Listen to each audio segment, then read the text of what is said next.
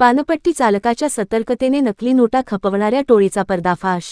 इचलकरंजीतील शहापूर इथल्या विनायक हायस्कूल परिसरात पंकज पवार यांचं माऊली नामक पान शॉप आहे।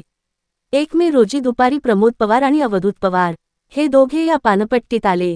200 रुपयांची नकली नोट असल्याचे दोघांना माहीत असतानाही खरी असल्याचे भासवत पंकजचे वडील संभाजी यांच्याकडून 20 रुपयांची सिगारेट खरेदी करून उर्वरित 180 रुपये परत घेऊन गेले।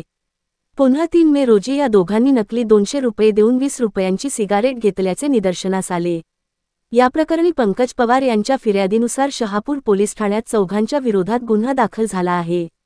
प्रमोद आणि अवधूत पवार यांनी त्या नकली नोटा अर्जुन दळवी आणि ओंकार साळुंखे यांच्याकडून 20% कमिशनवर घेतल्याचे तपासात स्पष्ट झालं। त्यामुळे पोलिसांनी प्रमोद पवार आणि अवधूत पवार या दोघांना अटक केली असून न्यायालयानं त्यांना 7 मे पर्यंत पोलीस कोठडी सुनावली आहे।